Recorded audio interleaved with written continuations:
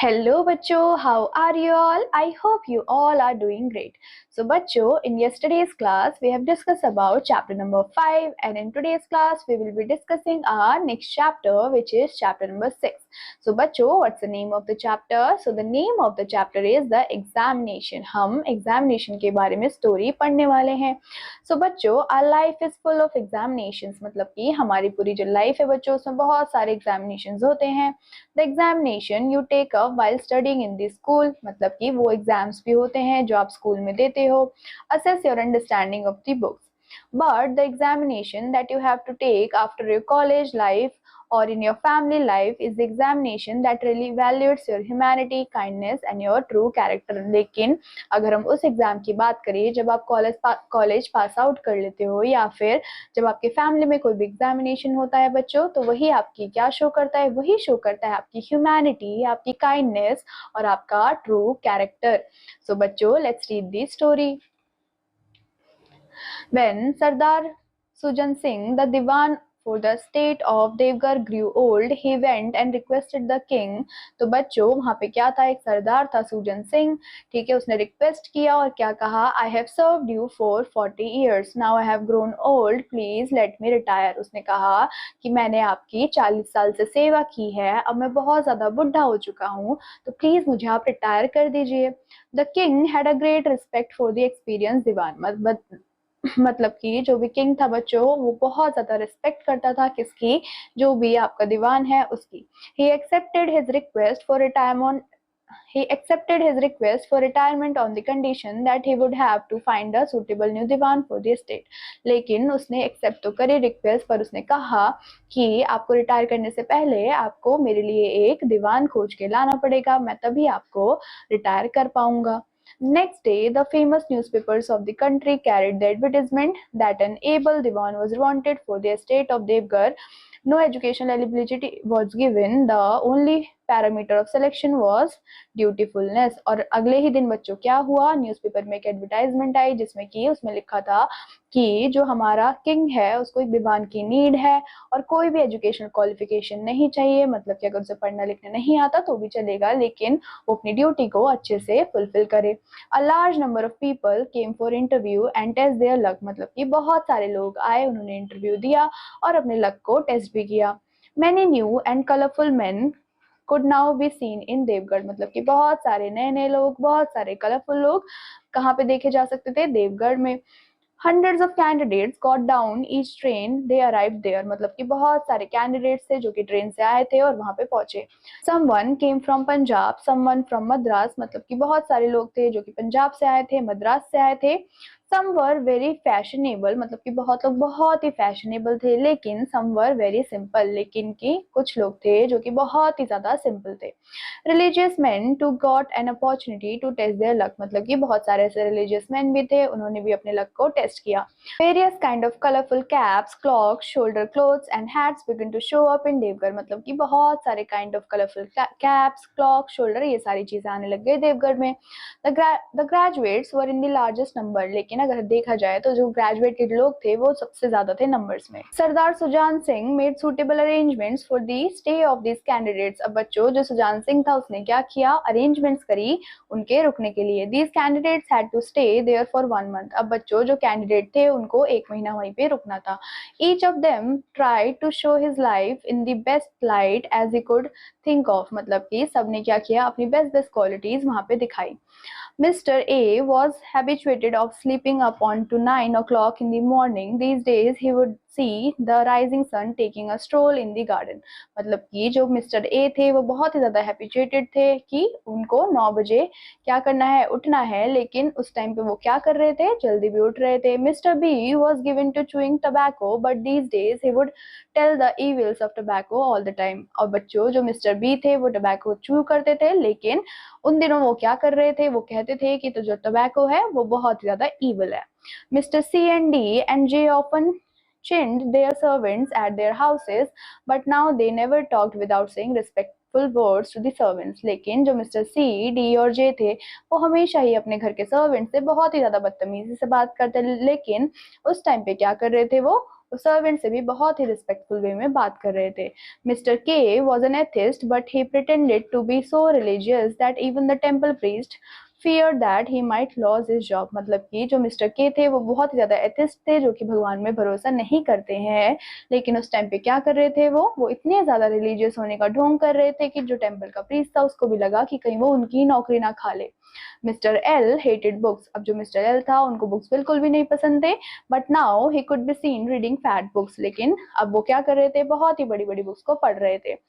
Each of them appear to be a good of politeness and virtue. मतलब सब लोग क्या कर रहे थे, पोलाइटनेस और वर्च्यू दिखा रहे थे। But Sardar Sujan Singh was watching them carefully. लेकिन जो सुजान सिंह थे वो बहुत ही केयरफुली उन सारे लोगों को देख रहे थे। He was looking for a swan in the crowd of cranes. मतलब कि जो इतना सारा क्रेन का भीड़ था उसमें से वो अपने एक स्वान को ढूंढ रहे थे। One day, the young people decided that they should play a game of hockey. मतलब कि एक दिन सबने डिसाइड किया कि उन्हें हॉकी खेलना चाहिए। A number of players came forward. अब बच्चों बहुत सारे ऐसे प्लेयर्स थे जो कि खेलने के लिए आए। The playground was made, the game started and the ball begin to get pushed around. मतलब कि जो प्लेग्राउंड था वो तैयार हुआ, जो गेम है वो स्टार्ट हुआ और जो बॉल है बच्चों वो पुश होने लग गया। The game continued with great vigour when the attacking team carried the ball at a great speed it appeared as if a rising wave was making its way. मतलब कि जो हमारा गेम था वो बहुत ही ज्यादा विगर था, बहुत ही ज्यादा रूट था, और वो क्या कर रहे थे, वो बॉल को अटैक कर रहे थे, वो टीम को अटैक कर रहे थे with a great speed. But the players of the opposite side obstruct his rising wave like a wall made up of iron। मतलब कि जो सामने वाले प्लेयर्स थे बच्चों वो क्या कर रहे थे, वो ऑब्स्ट्रक्ट कर रहे थे बॉल को। The fun continued until evening। और वो गेम बच्चों इवनिंग तक चलता रहा। The players were fully drenched in sweat. और बच्चों जितने भी प्लेयर्स थे वो बहुत ज्यादा पसीनों में लथपथ हो चुके थे। They played hard but no goal could be scored. मतलब कि उन्होंने बहुत ज्यादा ट्राई तो किया लेकिन कोई भी गोल नहीं हुआ। It was dark now the game was called off. मतलब कि बहुत ज्यादा अंधेरा हो चुका था तो जो गेम है उसको कॉल्ड ऑफ करना पड़ा, मतलब कि बंद करना पड़ा।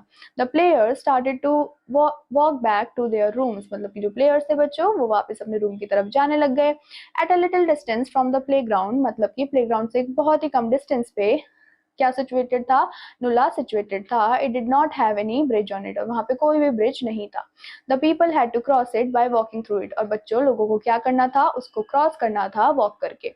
Just about that time a farmer came to the nullah with a cart full of grain. मतलब कि उसी टाइम पे क्या आया, एक फार्मर आया जिसके पास क्या था बच्चों, एक कार्ट था जिसके अंदर बहुत सारी ग्रेन भरी हुई थी। द नुला was marshy and the banks were steep so the cart could not climb up. मतलब कि जो नुला था बच्चों बहुत ज्यादा मार्शी था, उबड़ खाबड़ वाला रास्ता था, तो जो आप उसका कार्ट था वो क्लाइंब नहीं कर पा रहा था। He enthused the bullocks and pushed the wheels with his hand। अब बच्चों ने क्या ट्राई किया कि वो अपने कार्ट को अपने हैंड से पुश करे, but the load was very heavy and the bullocks were weak. लेकिन जो लोड था वो बहुत ही ज्यादा क्या था, हैवी था, लेकिन और उसके जो बुलॉक्स थे वो बहुत ही ज्यादा वीक थे। The cart would not climb up. और जो कार्ट था बच्चों वो ऊपर चढ़ ही नहीं रहा था। The farmer looked here and there helplessly. बच्चों जो फार्मर था वो इधर उधर बहुत ही ज्यादा हेल्पलेसली देखने लगा। He looked at the players who were passing from there। उसने क्या देखा कि बहुत सारे प्लेयर्स आ रहे हैं सामने से। He could not gather the courage to ask for the help। और बच्चों उसके अंदर इतना भी करेज नहीं था कि वो हेल्प मांग पाए। The players too looked at him without any sympathy। और बच्चों जो प्लेयर्स थे उन्होंने भी उसको देखा लेकिन उनकी नजरों में कोई भी सिंपैथी नहीं थी उसके लिए। The players went ahead. मतलब कि जो प्लेयर्स थे बच्चों वो आगे चलते चले गए। There was a player coming in the end. और बच्चों लास्ट में एक प्लेयर आया। He limped as he walked perhaps he had hurt his leg while playing. बच्चों वो जो प्लेयर था उसका जो लेग था बच्चों वहां पे चोट लग गई थी खेलने की वजह से। He looked at the cart and the farmer. और बच्चों उसने क्या देखा, फार्मर को भी देखा और कार्ट को भी देखा। He stopped. और वो वहीं पर ही रुक गया। He understood everything without asking anything। मतलब कि वो सब कुछ समझ चुका था बिना कुछ कहे। He placed the stick on the bank। He put off his coat and said। उसने क्या कहा बच्चों, अपना कोट निकाला और कहा shall I take out your cart। क्या मैं आपकी कार्ट को बाहर निकाल सकता हूँ। The farmer said respectfully sir how can I ask to you how can I ask you to. मतलब कि मैं आपसे कैसे कह सकता हूँ कि आप मेरी मदद करिए। The young man said. Young man ने कहा it appears that you have been stuck here for quite some time. मतलब आपको देख के ऐसा लगता है कि आप यहाँ पे बहुत टाइम से फंसे हुए हैं। Well mount the cart and the train, the bullocks, I shall push the wheels, the cart would be on the bank in no time। मतलब कि एक काम करते हैं, मैं क्या करता हूँ, मैं पुश करता हूँ व्हील्स को और आप बुलडॉग्स को चलाइए सो दैट कि हम यहाँ से निकल पाए। The farmer set on the cart, और बच्चों जो फार्मर था वो उस कार्ट के ऊपर बैठ गया। The young man test his strength at the wheel, और बच्चों यंग मैन के पास जितनी भी स्ट्रेंथ थी उसने सब लगा दी उस व्हील को पुश करने के लिए। He sank knee deep in the मार्शिनुला but he did not lose courage, मतलब कि उसने अपनी करेज को नहीं लूज किया। ही अप्लाइड हिज स्ट्रेंथ, उसने क्या करा बच्चों, अपनी पूरी स्ट्रेंथ को लगा दिया। The farmer propped up the bullocks. The bullocks got the support and then combined strength pushed the car to the top of the bank। और बच्चों क्या हुआ, बुलडॉग की स्ट्रेंथ से उस प्लेयर की स्ट्रेंथ से और जो फार्मर ने दिमाग लगाया उससे क्या हुआ, जो भी हमारा कार्ट था वो वहां से निकल गया। The farmer folded his hand before the young man said, Sir, you have helped me a great deal. Else I would have to sit here for the whole night. I thank you। मतलब कि आपने मेरी मदद की, वो मेरे लिए बहुत ही बड़ी डील है, वरना मैं पूरी रात यहाँ पे फंसा रहता। The young man said laughing, You are always welcome। मतलब कि young man ने क्या कहा, You are always welcome। Time ticked by, और ऐसे ही टाइम धीरे धीरे निकलता गया। 1 month of examination was over। The day arrived when the result was to be announced। मतलब कि एग्जामिनेशन खत्म हो चुका था और उस दिन रिजल्ट का दिन था। The candidates were eager to know the result। अब बच्चों जितने भी कैंडिडेट्स थे वो बहुत ज्यादा एक्साइटेड थे अपने रिजल्ट को जानने के लिए। In the evening the king court was held। मतलब रात में क्या हुआ, इवनिंग के टाइम पे जो किंग का कोर्ट था वो लगा। The rich people of the state employees, the court officials and the group of candidates took there seats. मतलब कि जितने भी लोग थे वो सब आए और उन्होंने अपनी अपनी सीट पे बैठ गए। Sardar Sujan Singh stood up and said. बच्चों जो सुजान सिंह था वो स्टूड अप हुआ, उसने कहा, dear candidates, I seek your pardon for having troubled you. We needed a kind, merciful and confident man for this post। मतलब कि उसने कहा कि मैं पार्डन लेता हूँ कि मैंने आपको ट्रबल किया, लेकिन हमें बहुत ही ज्यादा काइंड, बहुत ही ज्यादा मर्सीफुल या फिर कॉन्फिडेंट मैन चाहिए इस पोस्ट के लिए। The state is fortunate that we have got such a person. I congratulated the state for having got a dewan like Janki Nath. मतलब कि उसने कहा कि हम बहुत ही ज्यादा खुश हैं, हम बहुत ही ज्यादा फॉर्चुनेट हैं कि हमारे स्टेट को क्या मिला है, एक दीवान मिला है like Janki Nath. Janki Nath stood up, this was the man who had help the farmer. मतलब कि ये वही आदमी था बच्चों जिसने फार्मर की हेल्प की थी। The people clapped and cheered him on his success. मतलब कि जो लोग थे वो खड़े हुए और उन्होंने उसको चीयर करा उसकी सक्सेस के लिए। Sardar Sujan Singh continued, a person who helps a poor farmer despite himself being injured can be nothing else but courageous, morally powerful and kind. मतलब कि ऐसा इंसान जो कि खुद के पैर में चोट लगने के बावजूद भी किसी की हेल्प करे, वो कैसा हो सकता है, वो एक करेजियस, मोरली पावरफुल और काइंड आदमी ही होगा। Such a person would never trouble the poor. और ऐसे लोग कभी भी गरीबों को दुख नहीं देंगे। His determination is firm. उसकी जो डिटर्मिनेशन थी वो बहुत ही ज्यादा फर्म थी। He will never deviate from the path of duty. और ये कभी भी अपने पाथ ऑफ ड्यूटी से डेविएट नहीं होगा, मतलब कि मुड़ेगा नहीं। सो बच्चों that is all about this chapter. I hope आपको ये चैप्टर समझ आया होगा। I will meet you in your next class. Till then take care and bye bye.